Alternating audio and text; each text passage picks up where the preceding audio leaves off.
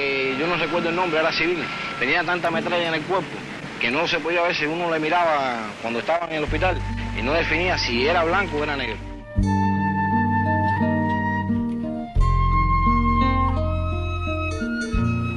Él fue asesinado por una de esas bandas. Cruelmente se ensañaron en su cuerpo, de adolescente todavía, pues contaba 16 años nada más.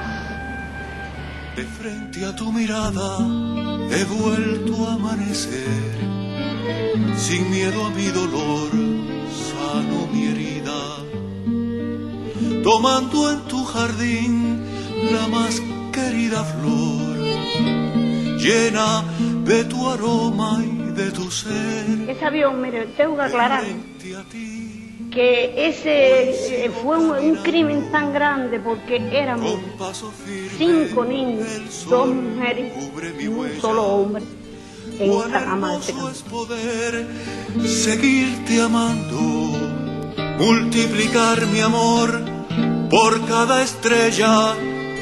Bien sabes tú che hai días de dolor quando el aliento. In questo momento, 12:22, scoppia sta maledetta bomba. La vida es vida si hay valor de llevar la verdad de frente al mundo. ¿Qué podíamos hacer nosotros? ¿Qué debíamos hacer nosotros? Defendernos con la inteligencia, Bien sabes tú con las que ideas, hay días de dolor, con el espíritu de sacrificio de nuestros se hace más jóvenes. profundo. Solo la vida es vida si hay valor de llevar la verdad de frente al mundo.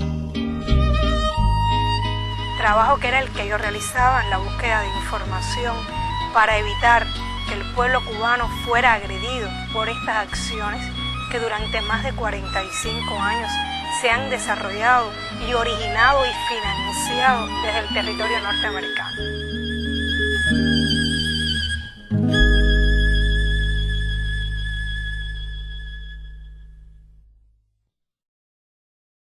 El mismo triunfo de la revolución procedente de Estados Unidos se comenzaron a organizar actividades terroristas contra Cuba. De los elementos que habían perdido el poder, de los batistianos, de los antiguos miembros del ejército de la tiranía, para tratar de atacar a Cuba desde el territorio de los Estados Unidos.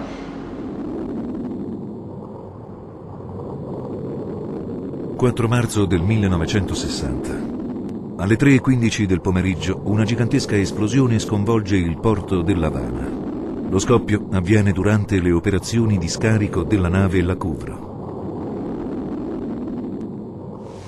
En el caso específico de La Cubra, colocaron una carga explosiva de TNT en el interior de una caja de granada antitanque. Esta iba provista de una espoleta de percusión instantánea, atada a un cordel que salía a la parte exterior de la caja. Este cordel se unía a una caja superior que al levantarse produjo la explosión.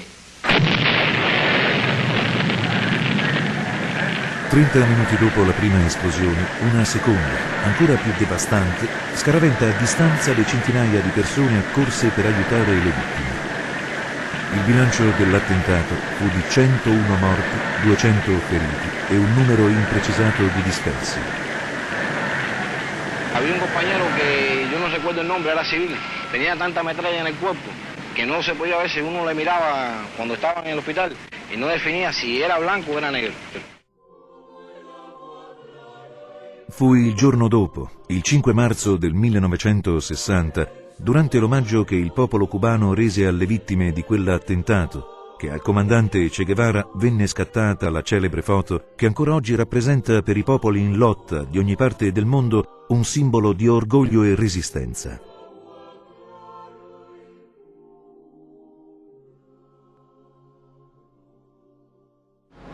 Pero también desde el mismo principio principio de la revolución, el gobierno de los Estados Unidos oficialmente concibió planes para atacar a Cuba, y dentro de esos planes el terrorismo jugaba un papel fundamental. O sea, no tienes que creerme a mí, basta revisar, digamos, la información desclasificada sobre Cuba que se encuentra en el volumen 9 del Departamento de Estado, y ahí se podrá encontrar lo que en aquel entonces se conocía como el Programa Cuba. Ese Programa Cuba concebía la organización de una oposición tanto dentro como fuera de Cuba que justificase una invasión norteamericana, y también la hostilidad, la propaganda y la realización de actividades terroristas. En aquellos primeros años de la revolución seguramente encontrará, revisando la prensa, que no había día en que no se incendiase un cañaveral, en que no explotase una bomba, en que no se quemase una tienda por departamentos importantes, en que no se asesinase un campesino, todo como resultado de estas actividades terroristas. Por ahí está la cifra, como resultado de este tipo de agresión, más de 3.000 cubanos murieron, y una cifra aproximada quedaron con daño para el resto de su vida. Bueno, yo he sido perjudicada en lo más grande que puede ser una madre. La política agresiva de los Estados Unidos hacia nuestro país a través de las bandas contrarrevolucionarias, conocido por todo el mundo, que eran financiadas, apoyadas y armadas por la CIA. En la década del 60, en la zona del Escambray, se encontraba mi hijo,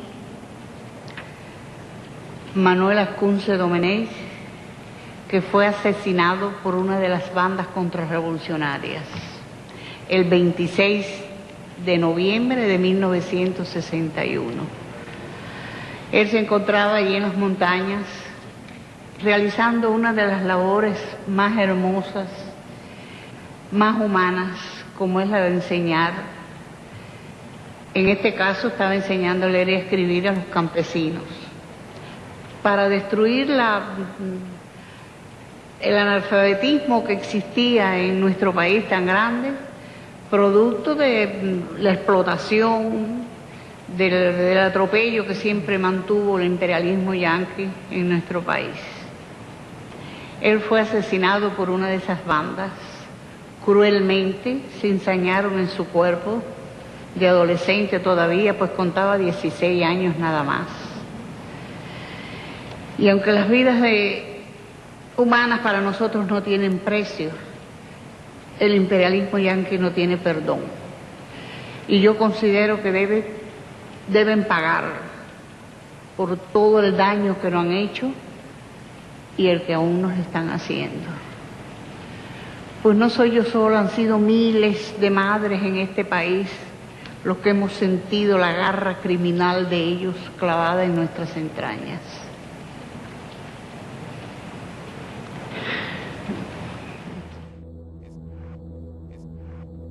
Sono i documenti declassificati dal governo degli Stati Uniti a dimostrare inequivocabilmente che il 17 aprile del 1961 l'attacco di Playa Girón, comunemente conosciuta come Baia dei Porci, fu la più grande operazione militare organizzata dalla CIA. Le 72 ore di combattimento causarono 176 morti e oltre 300 feriti. Numerosissime le vittime civili.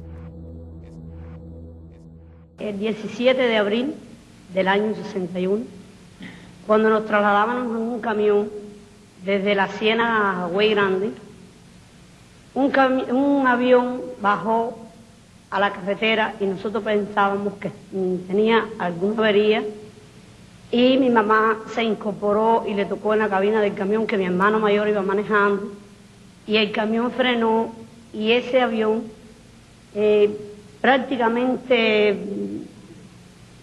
pegado al camión nos ametralló con una calibre 50 y mató a mi mamá, y dejó paralítica a mi abuela por parte de padre, hirió a mi hermano más chiquito en una pierna y un brazo, a mi hermano mayor sobre la parte posterior del cuello, y en aquella confusión, en aquella, no sé cómo pudiera decirle, tan grande que yo vi, en aquellos horrores, de ver a mi mamá destrozada, le faltaba un brazo, todo el vientre destrozado. Mi papá trató de salvarnos cuando el avión pasó por encima del camión, porque él regresaba y seguía tirando. Entonces mi papá trató de salvarnos, y los que quedábamos así, que podíamos caminar, y ese avión, mire, tengo que aclararlo, que ese fue un crimen tan grande porque éramos 5 niños, 2 mujeres y un solo hombre en esa cama de ese camión. Ese avión le tiró a sabienda que iba a matar niños y mujeres. Cuando nosotros nos trasladábamos ahí, de que bajamos del camión, nos tiró hasta una bomba. Nos metimos en un montecito que había y tiraba tanto con las 50, con balas incendiarias, que donde quiera nosotros veíamos que se estaba incendiando el montecito, era un lugarcito chiquito. Ahí mi hermanito chiquito se estaba yendo en sangre y le estaban dando fatiga. Y nosotros no sabíamos cómo hacerle un torniquete, ni sabíamos nada. Y bueno, ¿para qué decirle?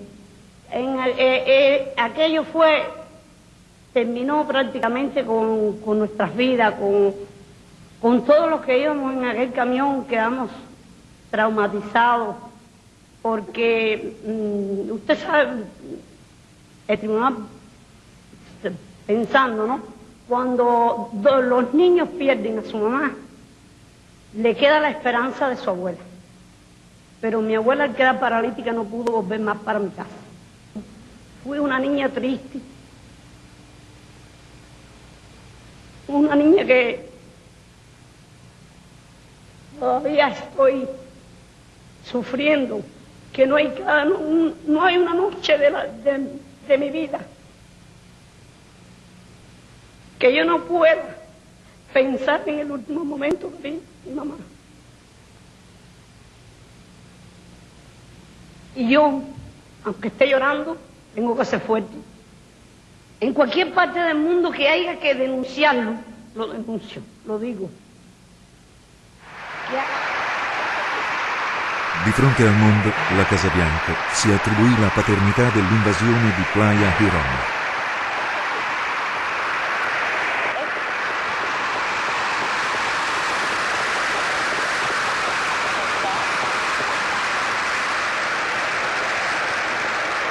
Es un honor para mí el estar hoy entre un grupo de los hombres más valientes del mundo. Después de Girón, pudimos conocer, siempre con posterioridad, la Operación Mangosta, que era un enorme plan que incluía acciones de todo tipo en terrenos políticos, diplomáticos, económicos y, por supuesto, la realizzazione di attività terroristica.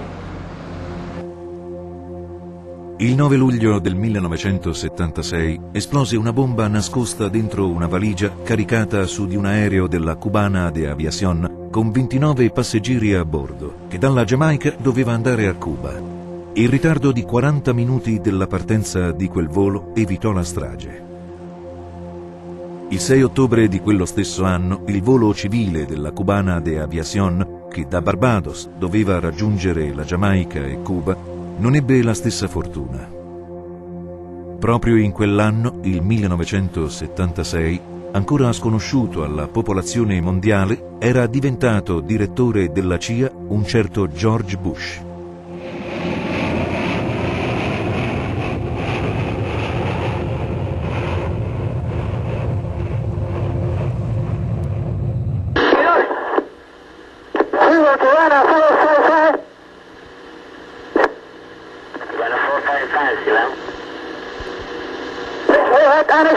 and we are descending immediately. We have fire on board. Okay, Silver Cubana 455, we are requesting immediately landing.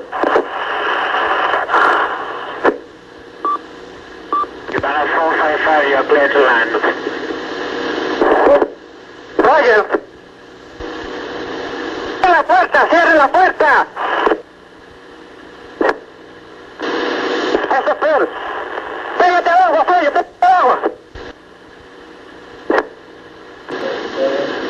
Ok, Cubana, desde Cari West 650, diga si le podemos servir en algo.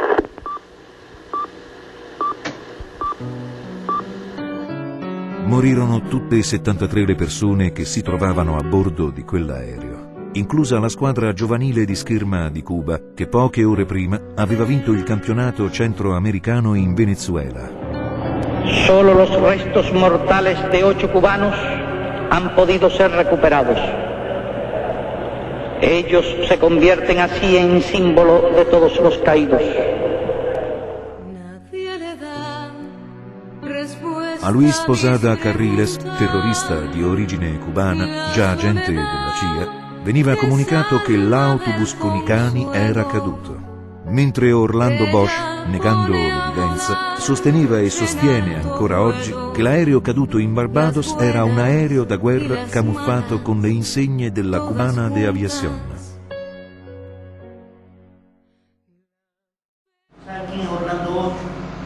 Orlando Bosch, no dicho por nosotros, Orlando Bosch lo calificó en el año 89 el Departamento de Justicia de los Estados Unidos como el más notorio terrorista del hemisferio occidental. Es de esa persona de la cual estamos hablando. Organizador junto a Posada Carriles de la voladura de ese avión cubano que explotó en pleno vuelo,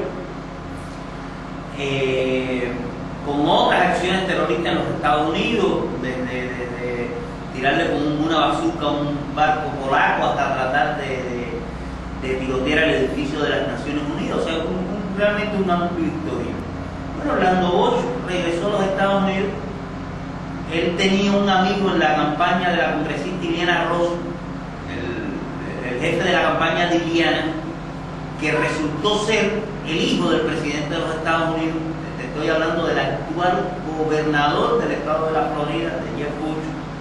En aquel entonces trabajaba con Iliana y él consiguió que su papá, el presidente 41 de los Estados Unidos, le otorgase un perdón presidencial a Orlando Bosch. Y esa es la razón por la cual Orlando Bosch, a pesar de lo que dijo su propio Departamento de Justicia, camina libremente por las calles de Miami. Pero no solamente es que camina libremente, organiza acciones contra Cuba. En esta entrevista que te mencioné, en esta emisora de Miami en el mes de febrero, él se atribuyó la autoría de 11 actividades terroristas contra Cuba en los últimos 10 años. Y constantemente está haciendo exhortaciones a tal fin. Tra la fine degli anni 70 e i primi anni 80, Cuba fu oggetto di una vera e propria guerra biologica che, per affermazione di ex agenti dell'FBI, gli Stati Uniti organizzarono durante la presidenza Nixon.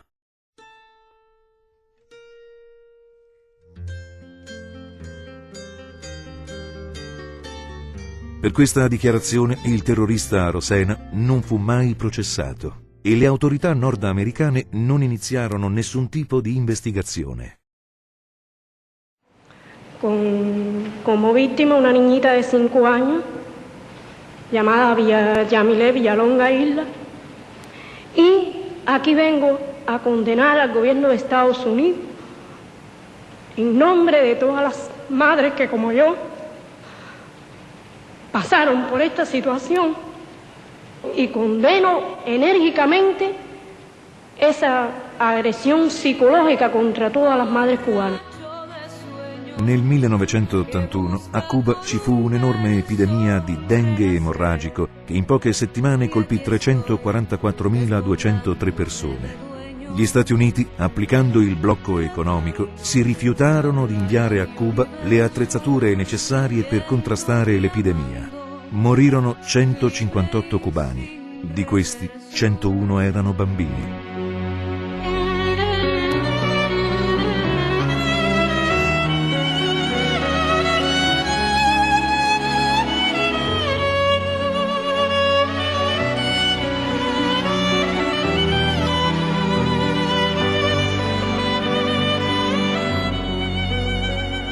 Yo no soy más que un ordinario ser, triste y alegre, borracho de sueños, que busca con un verso un renacer.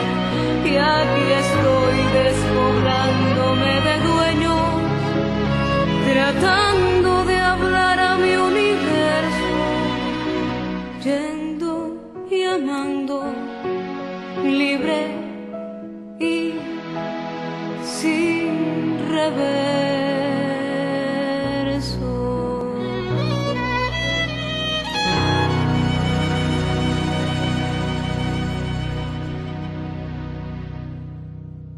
Si nos remontamos un poco más hacia esta etapa, como recuerdas, en los años 97 se produjeron una serie de explosiones aquí en La Habana, esencialmente en hoteles, restaurantes vinculados al turismo, para tratar en aquel momento de impedir que Cuba desarrollase su potencial con relación al turismo, de amedrentar a los turistas extranjeros. En una de esas acciones, lamentablemente, murió precisamente un italiano. Tu vuoi sapere la storia di Fabio? La storia di Fabio incomincia nel 92, quando io sono venuto qui ad aiutare questo paese. Dopo 2 o 3 viaggi il mio figlio più piccolo mi manifestò l'idea e il desiderio di seguire la mia carriera. E così nel 93 venne con me al primo viaggio. Come ha visto questo paese si innamorò, come mai ho visto un ragazzo entusiasta. E quando il 4 di settembre del 1997 la bomba messa dai terroristi finanziati dal governo e dei sicari che vivono in Miami, lui si trovava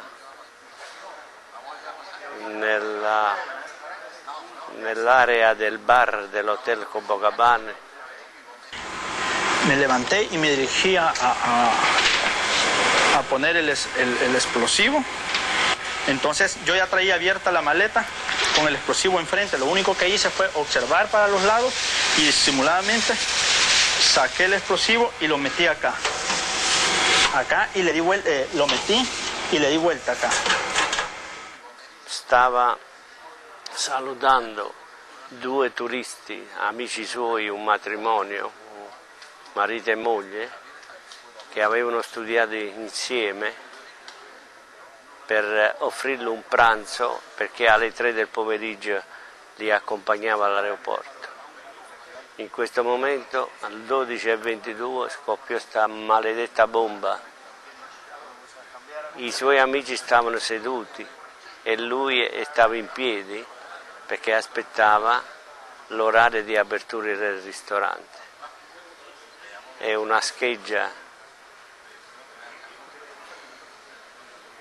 lo fece morire in 2 minuti. Da quel momento io ho giurato di rimanere in questo paese e di lottare contro il terrorismo, contro l'ingiustizia, perché tu sai che un paese dove non c'è la giustizia è un paese che non ha futuro. ¿Qué podíamos hacer nosotros? ¿Qué debíamos hacer nosotros defendernos con la inteligencia, con las ideas, con el espíritu de sacrificio de nuestros jóvenes. Per contrastare e porre un freno alle azioni terroristiche organizzate negli Stati Uniti, il Ministero dell'Interno di Cuba, nel corso di un'apposita riunione tenutasi a Cuba il 16 e 17 giugno del 1998, con una delegazione statunitense di cui facevano parte, tra gli altri, rappresentanti del Dipartimento di Giustizia e specialisti dell'FBI di Miami, consegnò una dettagliatissima documentazione comprendente anche filmati e registrazioni telefoniche, con cui si dimostrava che negli Stati Uniti, e specificatamente a Miami, in quel periodo venivano pianificati ed organizzati atti terroristici contro Cuba. Neanche un mese dopo, il 12 luglio del 1998, riappariva pubblicamente Luis Posada Carriles. En el año 98, el periódico New York Times le hizo una entrevista al autor, al planificador, a un viejo terrorista de origen cubano, Luis Posada Carriles, que hoy precisamente se encuentra condenado a prisión en Panamá, ya que hace apenas unos pocos años trató de organizar una enorme masacre en la Universidad Panameña. Luis Posada Carriles, viejo agente de la CIA, participante en la voladura del avión cubano, donde murieron 73 personas, incluyendo el equipo completo de esgrima de Cuba, declaró en esta entrevista del New York Times su autoría, su vinculación con la Fundación Nacional Cubano-Americana, que le ayudaba con relación a sus gastos, la protección que él sentía por parte de la Agencia Central de Inteligencia y, por supuesto, su participación, su destacado papel en la organización de esta bomba, desde el contratar a los centroamericanos, salvadoreños, etcétera, que vinieron acá al país para llevar a cabo estas acciones terroristas. ¿Usted fue el autor intelectual de esas explosiones? ¿Sí o no? Autor intelectual. Usted fue el que las pensó, el que las organizó y el que mandó a la gente para que las pusiera. Yo de cualquier hecho dentro del territorio cubano en contra del régimen de La Habana me responsabilizo totalmente. Il 16 e 17 giugno del 1998 Cuba consegna agli Stati Uniti la documentazione sulle attività terroristiche organizzate a Miami. Neanche un mese dopo, il terrorista Luis Posada Carriles, intervistato dal New York Times, si attribuisce la paternità di numerose attività terroristiche contro Cuba e l'FBI, in risposta alle informazioni ricevute dal Ministero dell'Interno di Cuba, anziché verificare quelle informazioni e prendere i provvedimenti conseguenti, il 12 settembre arresta Gerardo Hernández Nordelo, Ramón Labañino Salazar, Antonio Guerrero Rodríguez, Fernando González Yort e René González Suerert, 5 cubani che, infiltratisi nelle organizzazioni terroristiche di Miami, avevano trasmesso a Cuba tutta quella documentazione. El primer castigo cruel que recibieron estos 5 hombres fue desde el preciso instante en que los arrestaron, que sencillamente los condujeron a celdas de confinamiento solitario, celdas de castigo, que habitualmente se utilizan cuando un preso ha sido promotor o partícipe de una indisciplina, que en todos los casos ese castigo no es por más de 60 días. Y sin embargo ellos fueron sometidos a esta celda de castigo de confinamiento solitario durante 17 meses, desde el momento mismo en que fueron arrestados, cuando aún todavía ni siquiera habían estado junto con el resto de los presos del centro de detenciones de Miami. ¿Dónde está el carácter político del juicio este? ¿Dónde se manifiesta en lo fundamental? Se manifiesta en que, de acuerdo a la ley norteamericana, cuando uno va a hacer un juicio de una persona, es un sistema de jurados, no es el sistema de tribunal que tienen otras legislaciones, el juicio se le debe hacer, de acuerdo a la Constitución norteamericana, en un lugar donde la persona sea juzgada por un jurado imparcial. Y la imparcialidad es sinónimo de que los que te van a juzgar no tengan opiniones sobre ti y no tengan prejuicios, por supuesto, ni tengan temor a una influencia externa de la reacción de la comunidad a sus acciones. Se plantea desde el principio del proceso por la defensa que Miami en este sentido no es el lugar para hacer este juicio, porque si Miami es el lugar donde se generan estas acciones terroristas, donde están los grupos terroristas, y es el lugar donde ellos están trabajando, por lo tanto, iban a ser juzgados en un ambiente totalmente hostil, y era necesario para hacer justicia que este juicio se celebrara fuera de Miami. Pero es que si se celebra fuera de Miami, el gobierno norteamericano lo que está dando la posibilidad es de que el pueblo norteamericano conozca eso que está pasando en el sur de la Florida, que realmente no lo saben. Los americanos no tienen en sentido general información de estas acciones terroristas que salen desde los Estados Unidos hacia Cuba. Y por otra parte, era la posibilidad de darles el favor político a estos grupos terroristas de Miami de juzgar a sus enemigos cubanos. Y así se hizo. La jueza negó en muchas ocasiones la solicitud de cambio de sede del juicio para otra región de los Estados Unidos, y este juicio fue celebrado en Miami. La defensa trató de presentar la necesidad del trabajo de los 5, llevando como testigos al proceso a miembros de estas acciones terroristas, de estas agrupaciones que cometen terrorismo contra Cuba. Y era lamentable ver cómo en la sala de justicia entraba una persona, reconocía haber hecho una acción terrorista contra Cuba, reconocía su vocación de violencia, reconocía que un turista era una persona enemiga de los Estados Unidos, o sea, un turista que venía a Cuba era un enemigo norteamericano porque estaba ayudando al gobierno cubano, y por lo tanto una acción contra ese turista no era un problema que debía molestar a los norteamericanos. Esta persona salía de la sala de justicia, hacía declaraciones a la prensa en ese mismo sentido, y sin embargo, quien lo estaba vigilando, quien estaba persiguiéndolo, estaba en la sala de juicio come acusado. Rodolfo Frometa è uno dei terroristi che hanno testimoniato al processo contro i 5. In quella sede ha riconosciuto il possesso di armi ed esplosivi e l'attività di addestramento di 2 gruppi paramilitari nel sud della Florida. Le incursioni armate contro Cuba, organizzate e partite dal sud della Florida. Tutte le sue dichiarazioni sono riportate negli atti processuali.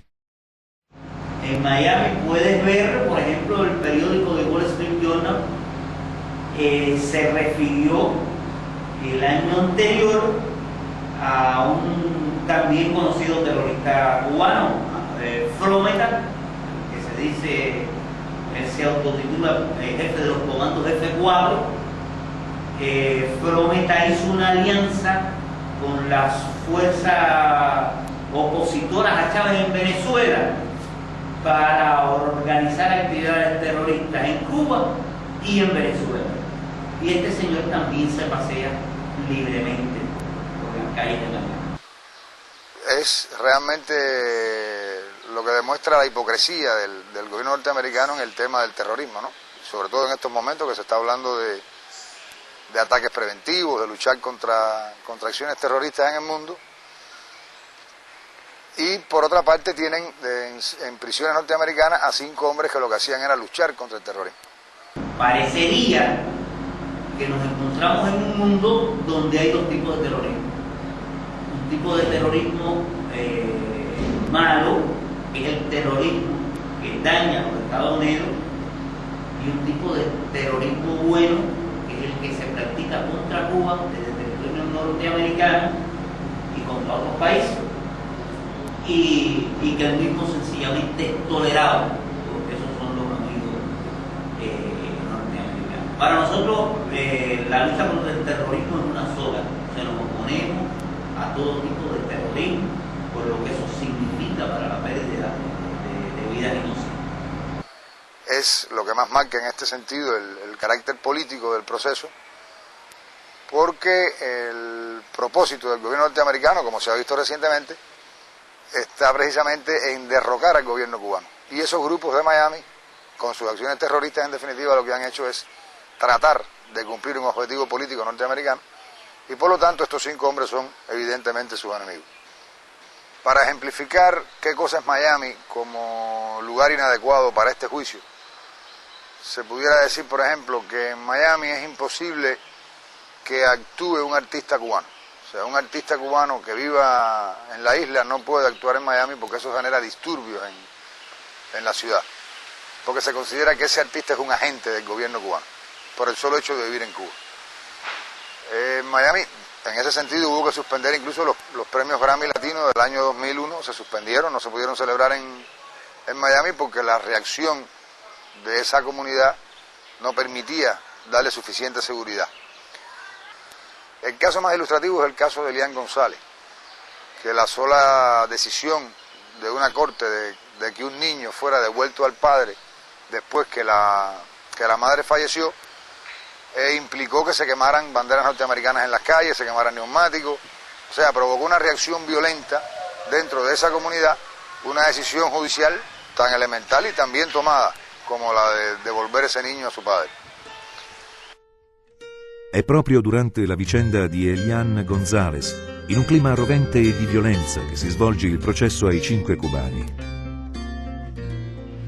Y en el caso específico del juicio nuestro, sobre el jurado existieron presiones, unas indirectas por parte de la prensa que iban ya estableciendo cuál debía ser la decisión desde que el juicio todavía no había empezado, hasta el momento de la deliberación del jurado, en que, estando ellos en la fase de tomar la decisión de culpables o no, las chapas de sus vehículos fueron tomadas en el momento que salían del parqueo. O sea, cuando ellos iban a buscar los vehículos, personas con cámaras, algunos con cámaras de televisión, otros con cámaras de video, otros con cámaras fotográficas, le tomaron las matrículas a la chapa y lo firmaron a ellos también su rostro.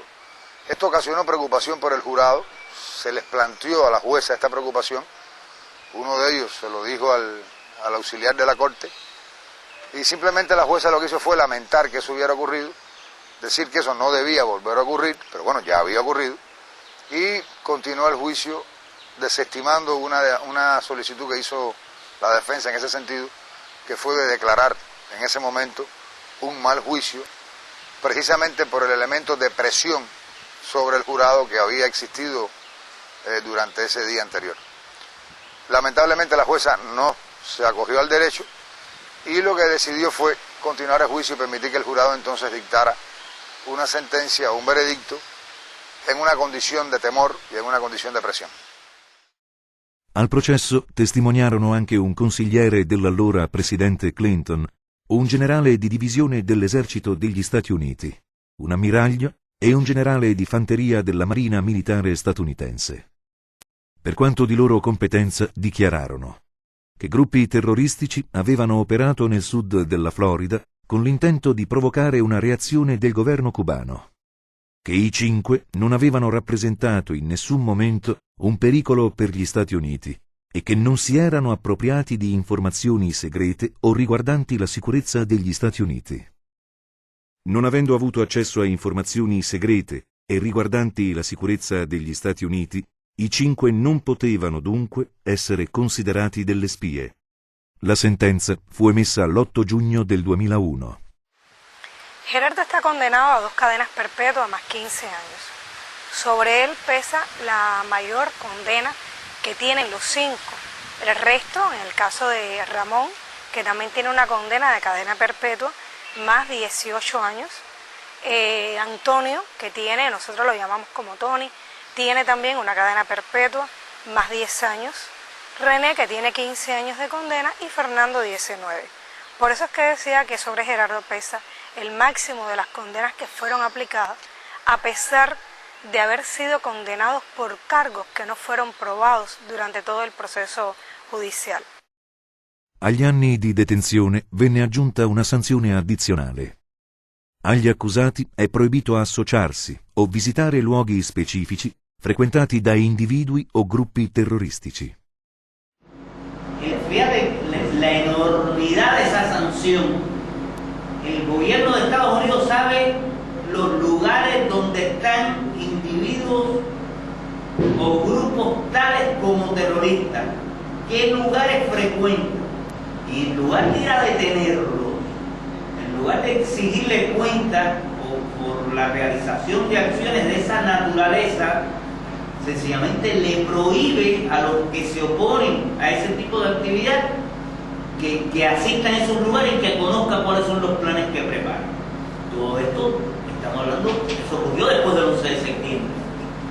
Después del 11 de septiembre, después de la famosa cruzada contra el terrorismo encabezada por los Estados Unidos, donde, como tú sabes, hasta guerras de conquista se han realizado con la justificación de la lucha global contra el terrorismo. Cuando ya ellos son juzgados y el jurado los declara culpables de todos los cargos, ellos hacen una carta dirigida al pueblo norteamericano y como castigo por haber escrito esa carta, que además el pueblo norteamericano ni siquiera conoce, fueron llevados nuevamente durante 48 días a celdas de castigo. Cuando los Estados Unidos comienzan su guerra contra Irak, injustificadamente los llevaron de nuevo al hueco, que son las celdas de castigo, solitarias de nuevo. Esta vez con más restricciones incluso que los dos huecos anteriores, con un documento que partía del Departamento de Estado donde decían que esas condiciones se podían mantener durante 1 año y quizás mucho más tiempo. Son tratamientos a hombres que nunca cometieron una indisciplina, que siempre han mantenido una conducta intachable en las prisiones donde se encuentran, que los mismos carceleros que están a cargo de su custodia no pudieron explicar, que sencillamente les dijeron cuando ellos preguntaron que eran órdenes que venían de arriba y que ellos tenían el deber de cumplirlas. El 20 de mayo el presidente Bush fue a Miami. Y ahí, en el acto que se estaba celebrando, en la tribuna de ese acto, había algunos terroristas por el presidente de los Estados Unidos. Por ejemplo, estaba el chino Acuí. Si tú ves una fotografía de ese acto, vas a ver al chino Acuí detrás del presidente de los Estados Unidos. Y este es un notorio terrorista reconocido como tal por las propias autoridades norteamericanas. Pero ¿sabes tú también quién estaba en la presidencia de ese acto? El terrorista Orlando Ocho. Y pues, al parecer, alguno de los asesores del presidente se dio cuenta y entonces lo bajaron de la tribuna y lo pusieron en la primera fila. Mentre il presidente Bush a Miami partecipa ad iniziative pubbliche con alcuni noti terroristi e i 5 cubani sono detenuti nelle carceri statunitensi, il 25 agosto del 2004 la presidente della Repubblica di Panama, Mireya Moscoso, a poche ore dalla scadenza del suo mandato presidenziale, concede l'indulto a Luis Posada Carriles e ad altri 3 terroristi, detenuti per aver organizzato un attentato che, se attuato, avrebbe causato un massacro nell'università panamense in occasione del Summit Hispanoamericano del 2000. Como noticia en primicia para todos ustedes, la conversación, el mensaje telefónico que le deja la presidenta de Panamá, la señora Mireya Moscoso, a quien fuera embajador de Estados Unidos en Panamá, el doctor Simón Ferro. Vamos a escuchar lo que le dice en la grabación a Simón Ferro, la presidenta Moscoso. Embajador, buenos días, es la presidenta para informarle que ya los 4 cubanos fueron indultados en la noche de ayer y que ya salieron del país, 3 van rumbo hacia Miami y el otro pues un rumbo desconocido. Hasta luego, un abrazo.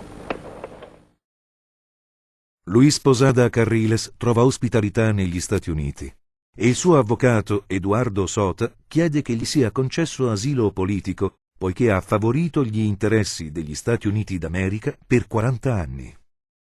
Nel frattempo a Miami l'ex presidente di Panama, Mireya Moscoso, riceve la medaglia per la lotta a favore della democrazia. Señor Bush, aquí están las víctimas de los crímenes y de los actos terroristas cometidos contra nuestro pueblo durante decenas de años. Pienso que usted tiene una responsabilidad ante esa opinión mundial, ante el mundo ante el pueblo de Estados Unidos, ante las víctimas de actos terroristas contra norteamericanos que hayan tenido lugar en cualquier lugar del mundo, ante los pueblos de América Latina,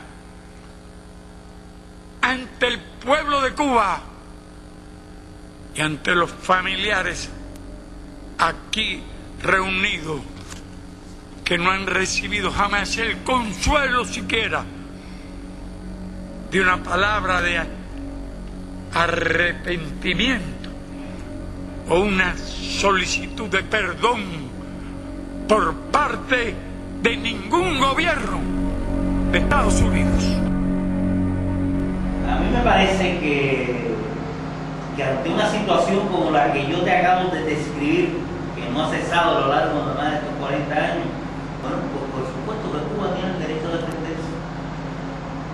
Si las autoridades norteamericanas no solamente no detienen, no juzgan a estas personas, sino que en muchas ocasiones las apoyan, las financian, las promueven, Cuba está sentido del derecho de conocer cuáles son los planes que contra nosotros se ejecutan. Y esa es la razón por la cual los 5 compañeros, los 5 héroes cubanos, pues se encontraban en territorio norteamericano. No obstante, no fue suficiente haberlos condenado a estas largas penas, sino que también sobre ellos se ha tratado de usar un nivel de presión, de chantaje, contra ellos utilizando a sus familias. En este caso, Gerardo y yo llevamos prácticamente 6 años sin vernos, 6 años donde él ha sido presionado precisamente para que entrara en un nivel de negocios con la Fiscalía y no llegara a presentarse al juicio para declarar todas las cosas que el gobierno norteamericano estaba amparando a través de los grupos terroristas las acciones contra Cuba. Trabajo que era el que yo realizaba en la búsqueda de información para evitar que el pueblo cubano fuera agredido por estas acciones que durante más de 45 años se han desarrollado y originado y financiado desde el territorio norteamericano. Durante estos 6 años prácticamente Gerardo y yo no nos hemos visto porque a mí no se me ha otorgado una visa que me permita viajar y entrar a territorio norteamericano para hacer la visita familiar, visita a la que él como preso tiene derecho de recibir. Por lo tanto, en el año 2002 yo recibí una visa y cuando viajé a Estados Unidos se me impidió entrar a su territorio. Fui detenida durante 11 horas en el aeropuerto y fui destinada a regresar nuevamente a Cuba sin permitirme llegar hasta la cárcel donde él se encuentra en California y por lo tanto impedir con esto nuestro encuentro. Yo he pedido visa en reiteradas ocasiones y en todos los casos han sido negadas.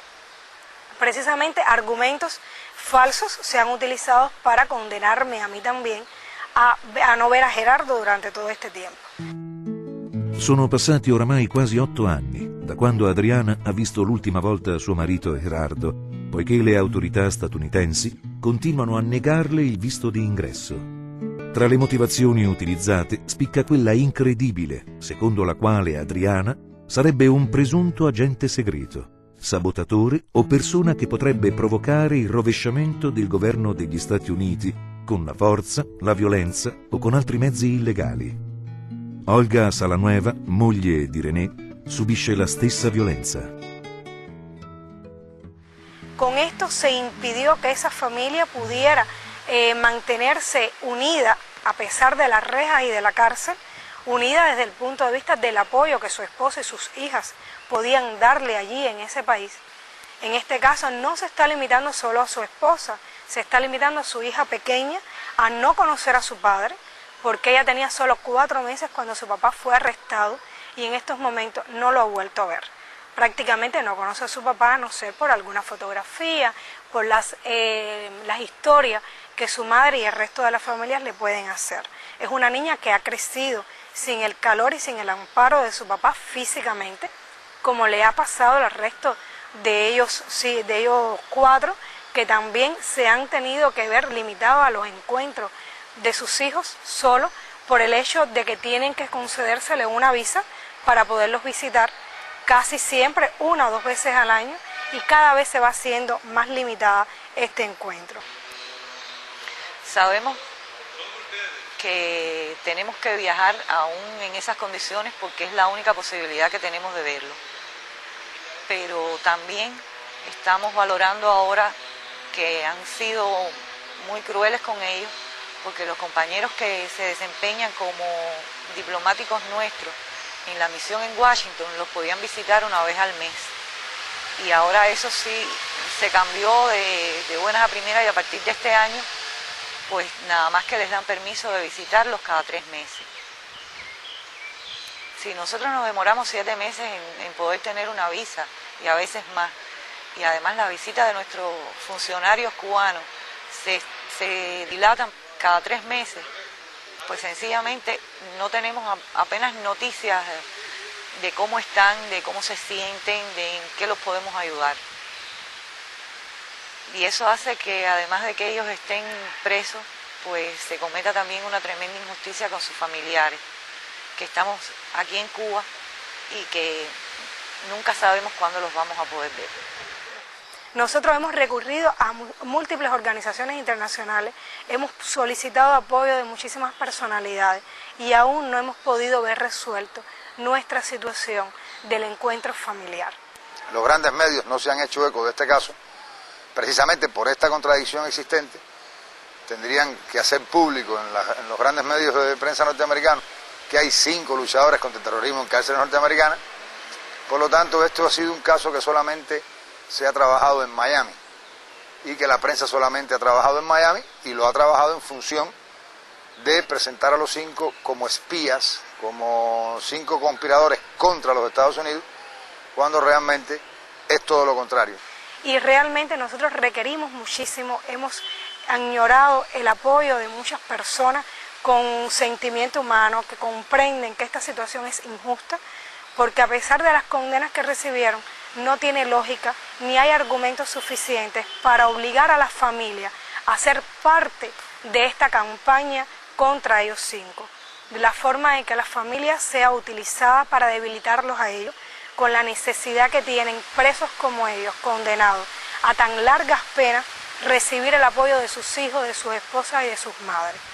Todos los hijos hoy en día están creciendo sin el calor y el amor directo de esos padres, que tienen valores humanos muy grandes, porque solo cuando un hombre tiene este tipo de valores es capaz de renunciar a las comodidades que pudo haber tenido en su país, a la compañía de su familia por proteger la seguridad de todo un pueblo.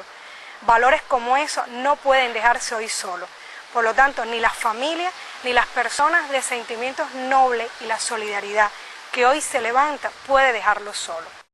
Il 27 maggio 2005 il gruppo di lavoro sulla detenzione arbitraria della Commissione dell'ONU per i diritti umani preso atto che i 5 rinchiusi per 17 mesi consecutivi nelle celle di isolamento non hanno potuto accedere alle prove e incontrare gli avvocati per preparare adeguatamente la difesa, che fu loro negato l'accesso ai documenti processuali, poiché molti di questi furono segretati in quanto riguardanti la sicurezza nazionale degli Stati Uniti, che il governo statunitense ha sin dall'inizio del processo contribuito a presentare i 5 come colpevoli, che il giudizio non si svolse nel clima di obiettività e imparzialità che deve avere per concludersi in osservanza delle norme per un processo giusto, ha dichiarato che la privazione di libertà dei 5 è arbitraria e in aperta violazione dell'articolo 14 della Convenzione internazionale dei diritti civili e politici.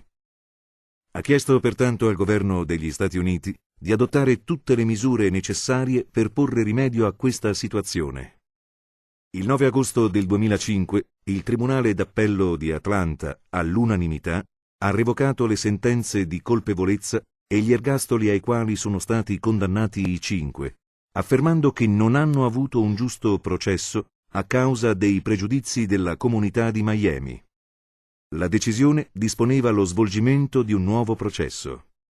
Nonostante ciò, i 5 continuano ad essere detenuti nelle carceri statunitensi. El objetivo fundamental que perseguimos es eso, es que se conozca esta verdad, que se sepa de este proceso, que personas con un poco de sentido de justicia, de vocación de humanidad, se acerquen al tema y se solidaricen con esta causa, que en definitiva es una causa que los cubanos consideramos muy justa y que cuenta con muchísimo apoyo por parte del pueblo cubano. En Cuba realmente yo diría que la inmensa mayoría de este pueblo, independientemente de sus motivaciones ideológicas o no, está a favor de la liberación de estos 5 hombres, porque precisamente en Cuba se conoce que son 5 defensores del pueblo cubano y que sacrificaron su vida y han arriesgado su vida en función de la defensa de este pequeño país.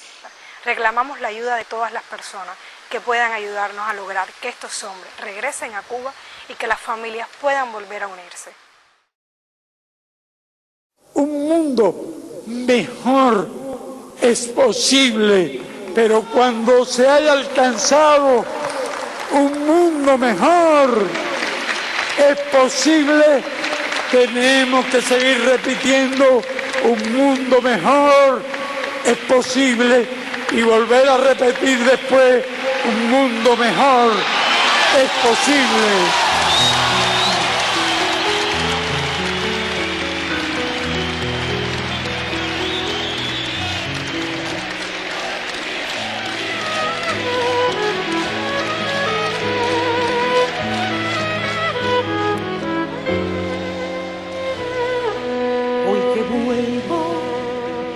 Lágrimas de verso, con talante de sol, con esperanza.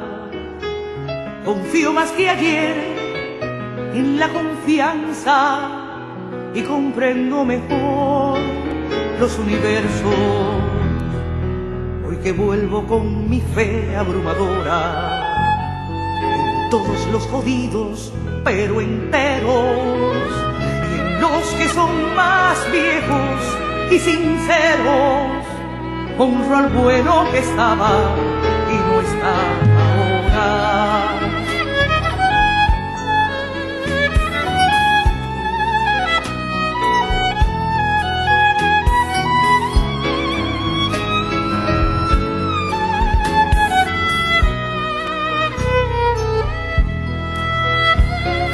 No creas que al volver antes estuve ausente de tu verde pradería. Yo he vivido en tu cielo y en tu nube, soñando sin cesar que estoy volviendo. Y al despertarme igual, no me sorprendo de andar por tus caminos todavía.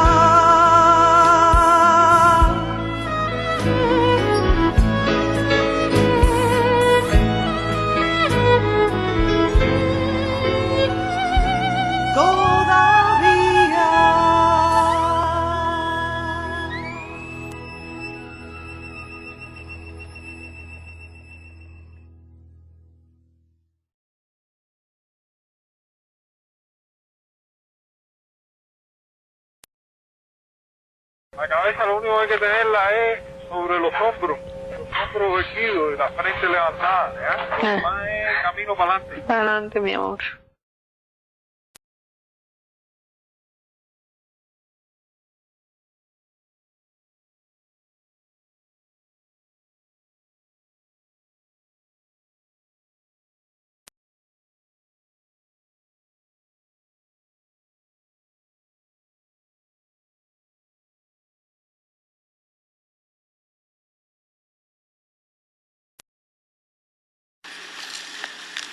Queridos participantes en este ya histórico encuentro, y si ustedes me lo permiten, con muchísimo gusto, les digo, queridos compatriotas,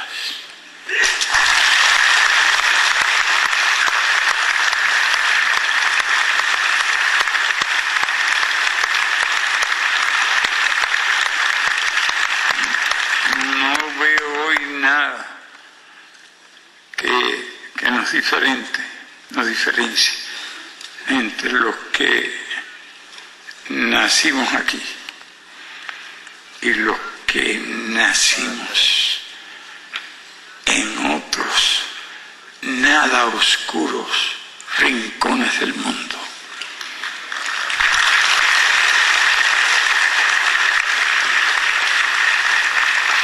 Aunque hay algunos que piensan que todos procedemos de oscuros rincones donde nos hemos ganado el título de ser atacados preventiva y sorpresivamente por el mero hecho de estar reunidos aquí. Espero que no les alcancen las bombas, porque somos unos cuantos y vamos a ser cada vez más.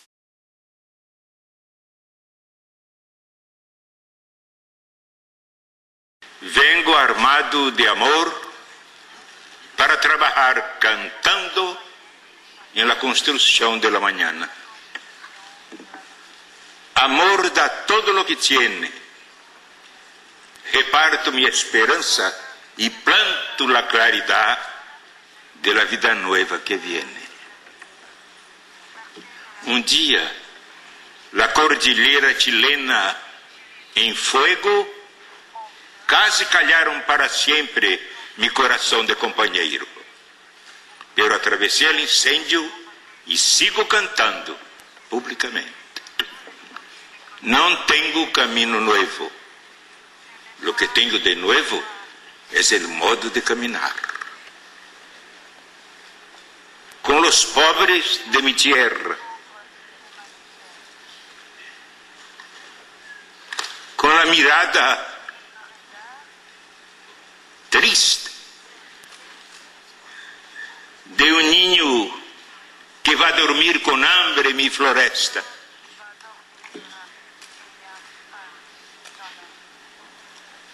Con la ignorancia,